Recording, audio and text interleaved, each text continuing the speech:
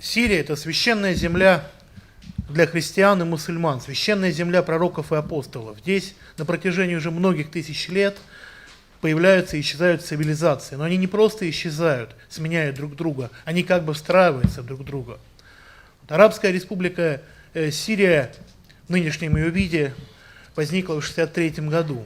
Но это государство, в котором и вековые традиции христианства и ислама, они соединились. Как считают сирийцы, здесь, собственно, и началась история человечества. Неподалеку от Дамаска показывают пещеру, где по преданию Каин убил Авеля. В ветхозаветные времена сюда приходил из Ханаана праотец Иаков, чтобы взять в жены Рахиль. Об этом можно прочитать на страницах Библии. В Дамаске, в доме Анании, крещение принял святой апостол Павел.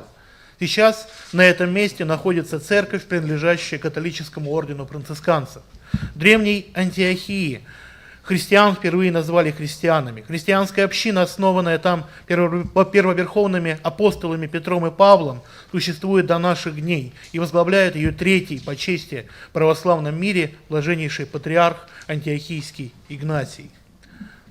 Основатель самой молодой мировой религии – ислама, пророк Мухаммад, проходя мимо Дамаска, не вошел в город, сказав, что он настолько прекрасен, что похож на рай, а в рай можно войти только один раз. Прошлое Сирии и современность Сирии сосуществуют в душах сирийских граждан, в душах сирийских арабов. Христианская и мусульманская общины Сирии на протяжении веков жили в мире и гармонии, и лишь только внешние вторжения завоевателей, такие как крестовые походы, нарушали эту гармонию. В 20 веке и христиане Сирии, и мусульмане Сирии совместно созидали свое великое государство, ведя его к стабильности и процветанию. В наше же смутное время кто-то захотел внести раскол. Известно кто. Эти государства, претендующие на роль мировых гегемонов, нам известны.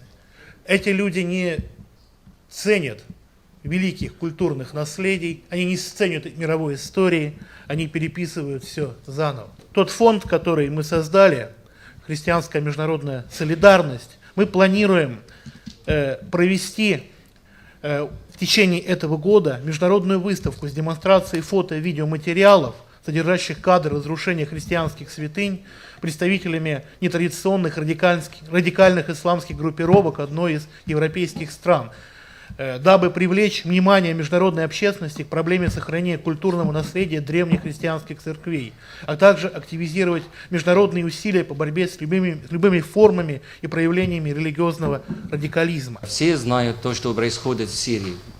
В Сирии не только просто против Сирии не происходит мощная информационная ложная война. В Сирии происходит уничтожение объектов культурного наследия, происходит уничтожение святынных крепостей мусульманских, христианских. В Сирии происходит уничтожение цивилизации, древнейшей цивилизации 7000 лет назад. Эта страна страдает от террора. И если вы следите за ситуацией в Сирии, и вы знаете, что на самом деле передается очень неправильная информация о том, что происходит в Сирии. В разных городах, в Дамаске, в Сиднае, и в Алеппо, и именно в городе Хомса произошли уничтожения христианских святынь, мусульманских святынь. Например, в районе Аль-Хамидия, там, где много расположены христианские святыни, церкви и школы православные. Я сам связывался с этими народами и связывался с семьей, которые были под блокадой. Ну как, блокады своего рода, домашнего своего ареста. Ну как, эти люди были где-то 7 месяцев или 6 месяцев, с месяца февраля под блокадой. Они отключены от связи с внешнего мира и не могли даже ни с родственниками общаться, у них не были ни телефоны, ни электричества, ни продукты питания. И несколько раз общался с представителями Красного Креста и Красного Полумесяца. Они такие страшные вещи рассказали, и на самом деле вы можете это видеть на разных сайтах и на разных средств массовой информации, причем радио «Голос России», который вообще следит за этой ситуацией, там есть корреспонденты, и которые периодически уезжают в Сирию и следят за ситуацией. Я просто кратко хочу говорить, неужели под таким лозунгом, под лозунгом демократии, под лозунгом свобода уничтожать такую страну, такую красивую страну, древняя страна и в области религии, и в области науки, и в области достопримечательностей. Это вообще надо остановить любым способом. Сирия сегодня находится, по сути дела, значит, на передней линии борьбы за суверенитет. Все мы прекрасно понимаем, почему, кто стоит за теми деструктивными силами, которые сегодня ведут, значит, войну в Сирии. Это примерно те же самые силы, на самом деле, которые стоят и за деструктивными силами в нашей стране. Мы уже около года тесно взаимодействуем с Союзом сирийских студентов. Вместе организовали 3 поездки 3 делегаций из России в Сирию. В том числе была встреча нашей делегации с президентом Башаром Асадом в ноябре прошлого года. Я лично был в Сирии. И я могу сказать так, то есть то, что сегодня происходит в этой стране, это на самом деле не может не вызывать серьезного беспокойства с разных сторон, и в том числе со стороны, значит, сохранения культурного наследия. Дело в том, что очень много памятников истории, памятников архитектуры, они находятся в зоне, значит, боевых действий. Это Хама, Хомс и так далее. И в связи с этим нами было принято, значит, решение в сентябре направить делегацию, значит, наблюдателей в Сирию, значит, для мониторинга за состоянием объектов культурного наследия. То есть мы будем смотреть, в каком, значит, состоянии находятся эти храмы, мечети и так далее, и будем сообщать об этом через, значит, всевозможные интернет-ресурсы, через те медийные, значит, возможности, которые у нас есть. Мы очень ценим поддержку России борьбы сирийского народа, и это все воплотилось в политике российского руководства по отношению к Сирии, а также в наших дружеских отношениях, которые связывают наши страны в различных областях: экономической, образовательной и в других областях. Я хотел бы обратиться к российским друзьям и хотел бы сказать, что не впервые мы чувствуем поддержку российского народа, нашей страны и нашей борьбы. И это не является какой-то единственной, что ли, демонстрацией вот такой солидарности с нашим народом.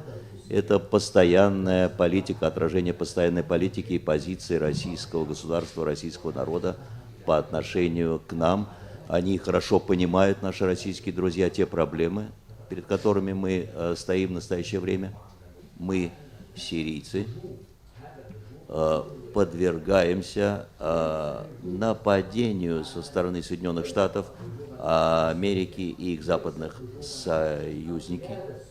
И это нападение, это атака не только на сирийское руководство, это атака или нападение, а можно даже сказать и агрессия в отношении всего сирийского народа, который борется за свои права. Атакам и разрушениям подвергаются также культовые места, в том числе церкви, мечети и другие. Все они также становятся наряду с народом жертвой вот этой агрессии, которая развязана против нас, против сирийского народа. Всегда в нашей стране, в Сирии, издавна и мусульмане, и христиане жили дружно, жили вместе и никогда не враждовали друг с другом. И это была неотъемлемая черта жизни нашего общества сирийского. Терроризм в Сирии – это не плод и не результат каких-то внутренних процессов. Это элемент, который внесен был в нашу страну искусственно, извне. другими силами. Мы хорошо знаем, что христианство возникло на территории Сирии, и это было практически самые первые шаги христианства после того, как оно стало распространяться вообще в мире. Поэтому древние традиции христианства, они также тесно связаны с историей Сирии, со всеми процессами историческими, которые происходили в нашей стране. И вы, естественно, всегда проявляли солидарность с нами, и это отражалось не только в политических, экономических и других контактах, но и контактах между представителями различных конфессий и религий, как в Сирии, так и в России. Мы являемся народом, который живет в Сирии издавна, и мы вместе, представители различных религий, конфессий, вероисповеданий, сейчас объединены одними чувствами. Мы занимаем практически все единую позицию.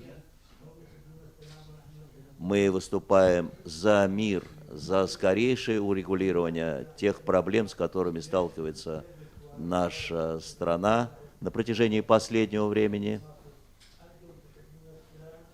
И мы прекрасно знаем, что и вы, наши российские друзья и коллеги, также выступаете за мир, также выступаете за урегулирование. И в этом схожесть, и я бы сказал, тождественность наших подходов и позиций по отношению к тому процессу, который сейчас происходит, по отношению к этому кризису.